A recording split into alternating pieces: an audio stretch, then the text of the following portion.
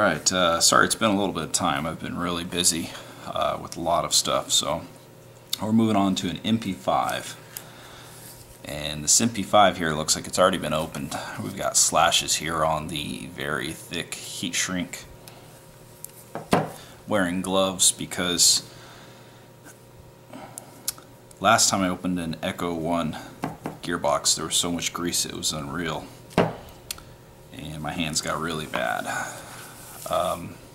Looking at this, I don't see much of anything yet. We could find out like anything wrong is what I mean. Just looks like the electrical was cut.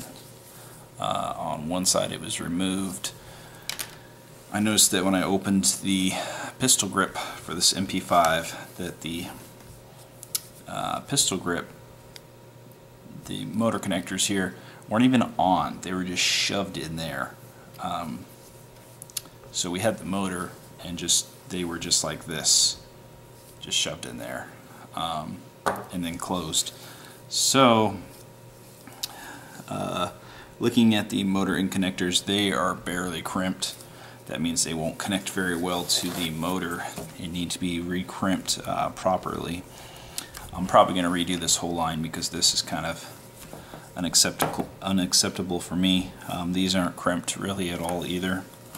These are easy to remove, but not the greatest. What happens here is when these barely touch on these connectors and you're using a LiPo, this heats up a lot of resistance and it's just going to get hot right at that location. So we're probably going to rewire this. Trigger looks a little funky, definitely, but it's an MP5, right? Version 2. If it's an MP5K, it'd be a version 3. And this version 2 does not have a screw in the back of the spring guide, so it means the spring guide better be solid and not wobbly. It's somewhat wobbly, you can easily tell. And I think that's okay because this isn't upgraded, but if it was upgraded that would not probably be that great. Reliably it would still probably work until eventually it moves a little bit while it's trying to come back, but that didn't seem as wobbly as I've seen before where it's scary. I've seen some that actually almost want to wobble out of that window, they're so bad. So we'll go ahead and start to take this apart.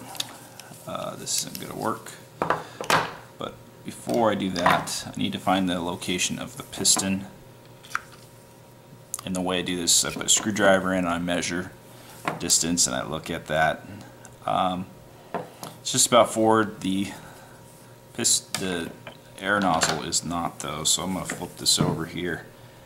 And another thing to note, in the pistol grip somebody used this type of screw, which is not it's not a screw for like a pistol grip. It's huge, and so they've got a hole here that's bigger than this other one.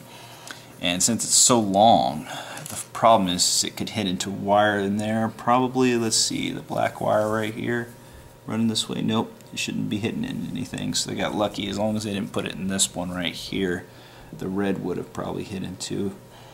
And they got quite a bit of distance, but that all depends on the screw, of course.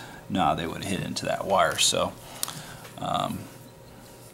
what am I going to find inside? I'm not really certain other than a lot of grease. Let's just go ahead and open it up after I pull the interval latch first. So looking down here, I don't see much wrong. We've got bearings to this gun.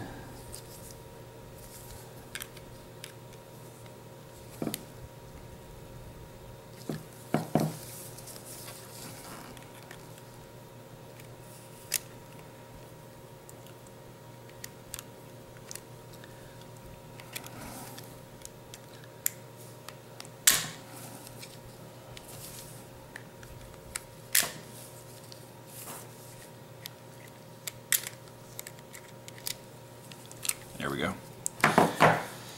Sometimes you have to cycle the gears a little bit just to get the piston to come forward, or the air nozzle, excuse me. Whoa, this air nozzle looks to be a little deformed.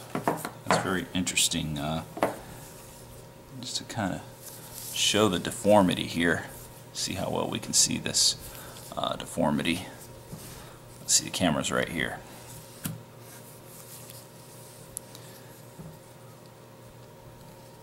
Deformity in the air nozzle right there.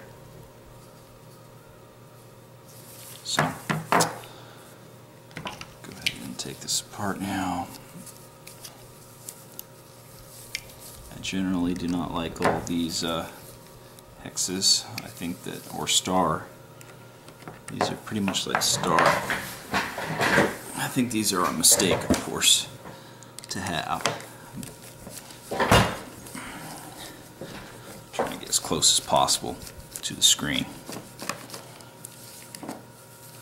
Alright, so I'm going to start undoing all these.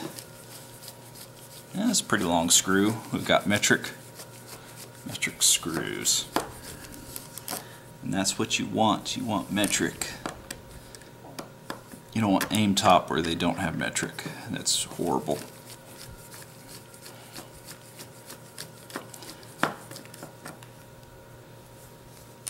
So this is not looking too bad.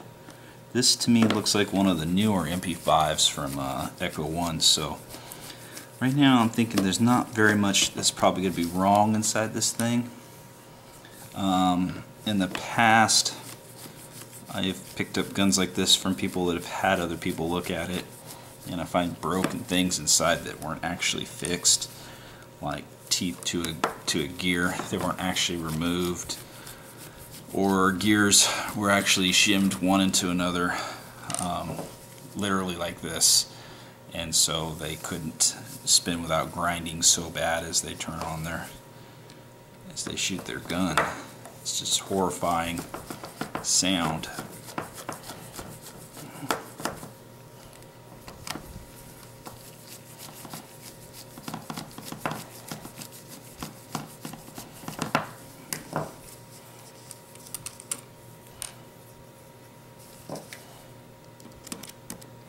Alright, so I can't put the screwdriver through the spring guide. But since these have such weak springs, you can practically just pop it open like this. But what I like to do is push down those, because what generally happens is they tend to come up if not pushed down.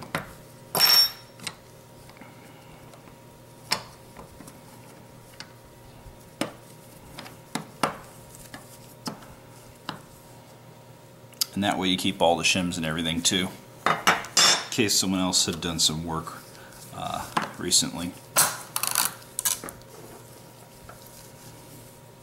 Alright, we've got a hefty spring guide, and I'm not kidding when I say hefty. This is heavy. This is some heavy, man, spring guide. Regular type of spring and a hefty spring guide. Now the stuff in here looks pretty good, I have to say. JG gears, it says on the JG right there. Let's go ahead and remove the trigger.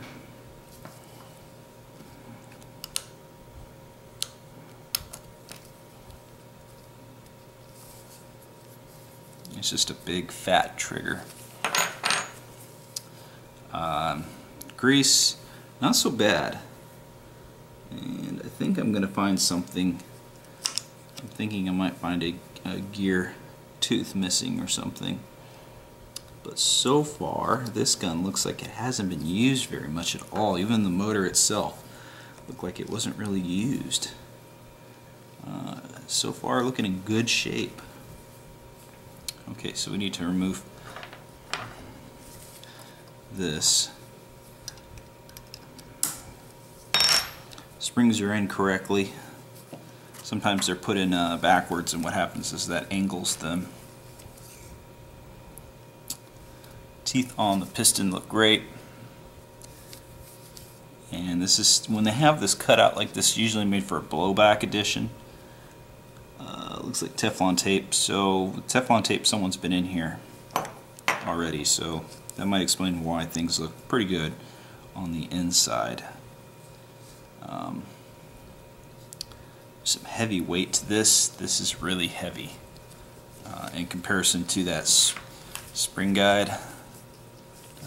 Spring guide might be 3 or 4 times heavier, but this is heavier than I'm used to, big time, for a piston. So it is ported, and you can see how big the port here for the cylinder, the piston head's port, is what I meant earlier. But there is really zero compression, even if the air nozzle's forward. So that was, the air nozzle was held down just to show compression between just the piston head area. And so right here I'm pulling off the O-ring. Obviously is a little too small. That'll be an easy fix. Let's go ahead and take the piston apart. I'll do that when I take my gloves off, because it's not really that greasy in here. And every time I've seen one of these gears, I mean I've seen 4 or 5 in a row with a sector gear fracture, it's so weird. I always see a fracture.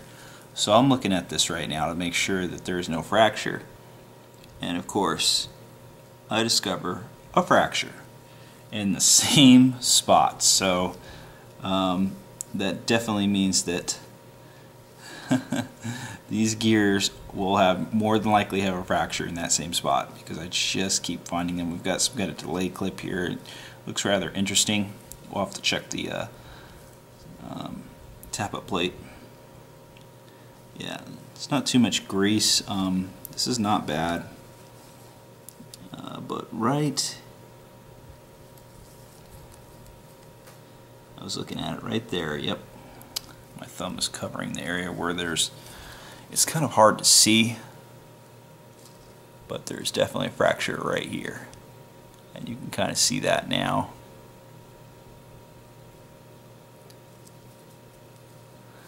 But every time I've looked at this, there has been a fracture. So in that spot, so it means that there's not enough reinforcement somehow, and it fractures right there, or some process that they're doing. So let's go ahead and pull this up. And so everything looks pretty good. Bushings are kind of, or excuse me, bearings are kind of moving around.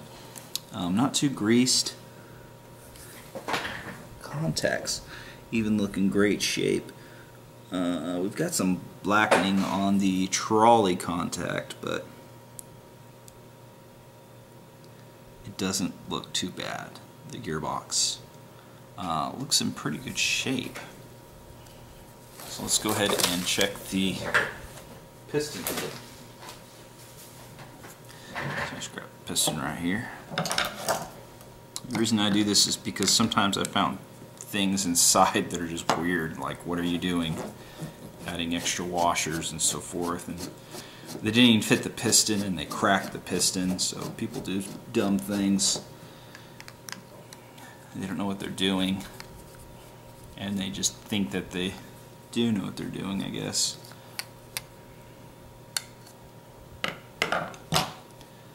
So what do we have planned for this thing? Well, we might give this thing some new wiring and some active braking, possibly. Wow, look at that really long screw. And here comes the weight. And we got bearings. That's a good thing, but this is the first time I've ever seen. This is interesting. Well, first off, it's in it's in wrong. They have, and that's probably why it got smashed. Because have you ever seen anything smashed like this? No, I have not. Look at this. You can maybe get a close-up on that.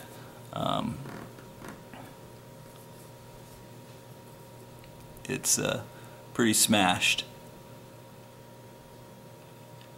So that's probably why it looks like that. It's got an interesting look to it. It almost looks like a star or something in the center. It's not circular. And on the outside, same thing. These balls do move. I've never seen anything like this. I'm very positive this is the effect of being smashed. This is at the very front of the piston, and it doesn't have what's supposed to be these in between. This was all put at the back. So someone doesn't know how to install bearings, obviously. Well, that's kind of interesting too. So that might just be of the hitting, but this is supposed to go here and here, and that's how it moves. But instead they had it like this. So at the front you have the bearings just getting whammed. It was actually, I think, this way. So the bearings facing, and it just gives a very interesting look. I've never seen anything like this. I'm very positive the bearings still seem to move. It's kind of very tough though. I'm very positive this is from the smashing effect here. But I have basically 50 bearings extra that I could just put one in here. It doesn't matter. However, it's just funny somebody doesn't know how to install bearings. I don't see anything else wrong. Going to be easy to put this together. What do we have plans for? Active braking, possibly. New wiring. Sector gear should be fine enough. It's not the worst fracture I've ever seen. It's probably the slightest fracture I've ever seen, so it still could be usable. All these parts are usable. Bearings are probably going to be glued in some way. Fix the compression here. There. That was very tough to move. So it made me think that there's an O-ring in the air nozzle.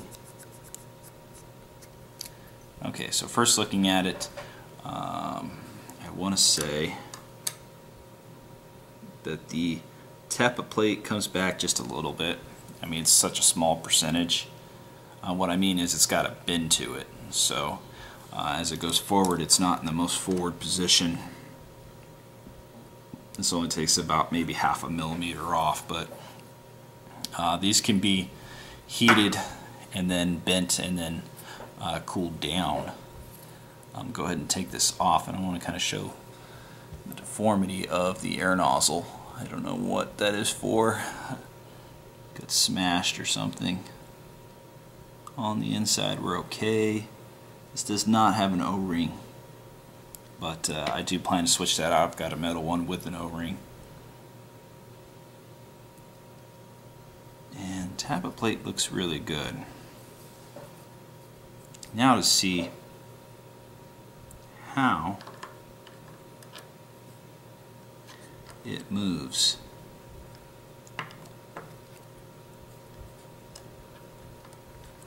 Okay, so you put this back in position here. As it hits here, it's in that position for quite a while before it goes forward. So if you look at this, which is interesting, is the back here, it's all the way forward now, but that's when piston liftoff is. So you're almost risking right now at this point not getting a complete flow of air, because see right here, that's not all the way forward. I mean, it's very close. There's at least a millimeter right here, maybe 2 millimeters away. And so you're waiting for this to come forward and then piston release, which is almost on the dot. Too late. I mean, you're right on the nail. Yeah, right on the nail of not making this almost. So a little bit of this delay clip should be removed, or a little bit of the tappet plate should be removed. Now, what do you decide to do? You kind of look at it and wonder if the tappet plate can go backwards first, and it just cannot, mainly because of the design of the delay clip. So in a way, you could take the delay clip off and shave off a little bit here, and that might be your best, because what happens is if you round this, you're still going to get it's still going to delay long enough. See right here, this is a long delay, so that's really good for the delay, but it's too long. So if you round off that part right there, then it would start to go forward. So at this point, take this out right here, we'd be going forward right here, and right about there would be round enough to almost be at the front. So it would be at the front, right about here.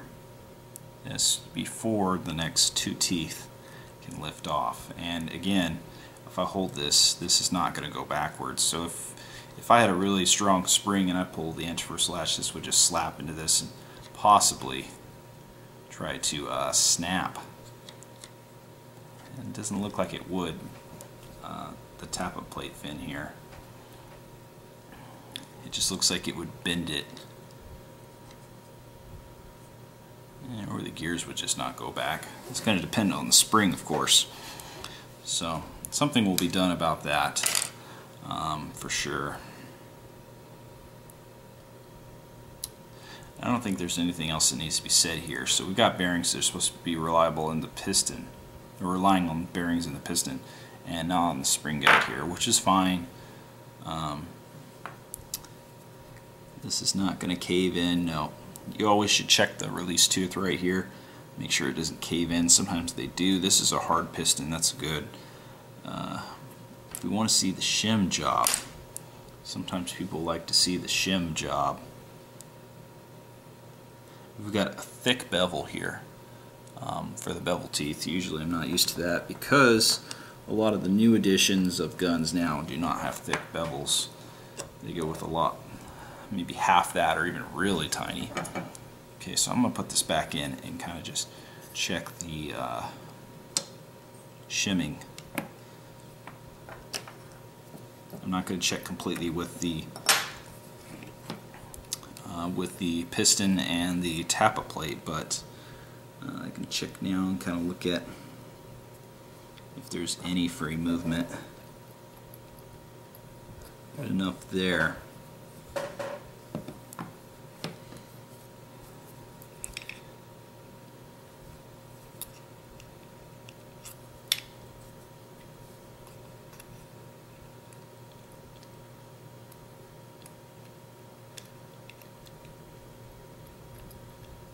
There's almost zero movement for the sector. Check everything with a flashlight real quick.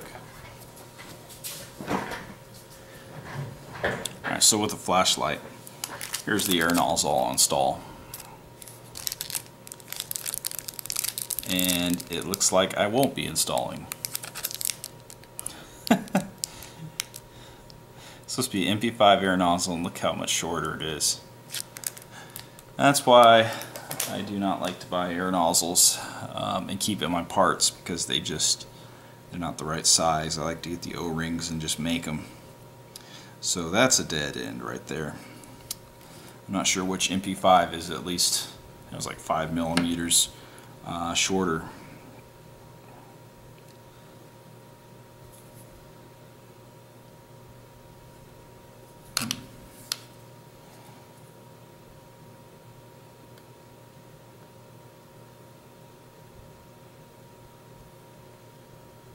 Sector gear is too tight. Whoever shimmed this, the sector gear is too tight. The bevel gear looks fine, looks perfect, but the sector gear definitely is too tight. I mean, it feels like it's movable right now, but once you tighten the gearbox, yeah, there's zero up and down movement. You can't have completely zero, because what happens is you have grinding on the shims. The spur gear looks fine. From where I'm looking at it, it looks like there's a very little bit of space. So more than likely, the spur gear is fine. I'll check right here if I can get underneath it. Yeah, there's enough. Okay, so sector gear is not. As far as relationship between one another, it looks like the bevel gear is fine to the spur or step gear, or whatever you want to call it, and it's very tight fit, but the sector to spur is fine, so we almost have a good shim here, but the sector gear is too tight. Also, look at how far the axles drop down in is unreal. I mean, we're talking huge holes, and that's possibly on the other side too. Okay, so I know what I need to do on this MP5. We've got no cracks at the front. We have radiusing already here by Echo1, and the cylinder head does not have any sorbethane, and the piston is not angle engagement corrected. Wow. There is a very tiny nick in the back of the pickup, but that's really nothing. Okay, so that's everything.